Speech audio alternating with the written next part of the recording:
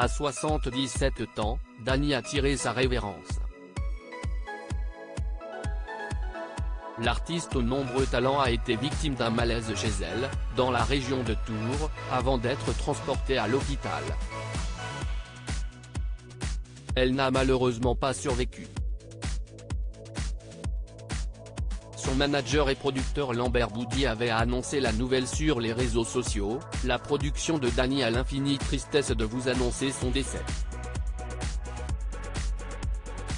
Elle venait de finir la tournée de son album Horizon Doré et elle achevait déjà les mix d'un nouvel album, qu'elle avait malicieusement choisi d'appeler Attention Départ. Nous étions prévenus, elle avait juste oublié de nous dire qu'il serait imminent. La mort de la chanteuse a fait l'effet d'un choc, dans le monde de la musique et d'ailleurs. À ses obsèques, on pouvait compter sur Mathilde Seigné, Gérard Lanvin, Cali, Anthony Delon ainsi que les plus proches à l'image de Véronique, sœur de Dany, et Julien et Emmanuel, ses deux garçons. Si le premier est le fruit de son amour avec Benjamin Auger, le second est né d'une précédente relation du photographe.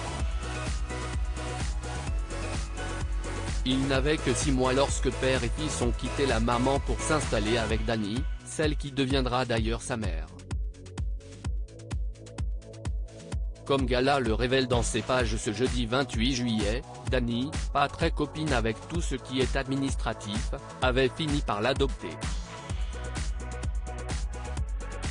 Les démarches ont été longues et n'ont été finalisées que cette année. Daniel Grohl, de son vrai nom, n'a jamais fait de différence entre ses deux garçons. Elle le disait elle-même, elle considérait Emmanuel comme son propre fils. Quand j'attendais Julien, un jour, Emmanuel a mis sa main sur mon ventre et demandé si lui aussi gigotait ainsi. Je lui ai répondu, non, toi, je t'aille trouvé tout fait, quand je t'aille pris dans mes bras, tu bougeais très fort. Je l'ai déposé à l'école et j'ai fondu en larmes.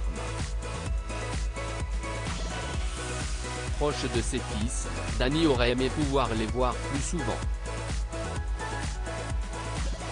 La vie en avait décidé autrement, pour son plus grand malheur, je pleure tous les jours parce que je ne les vois pas assez.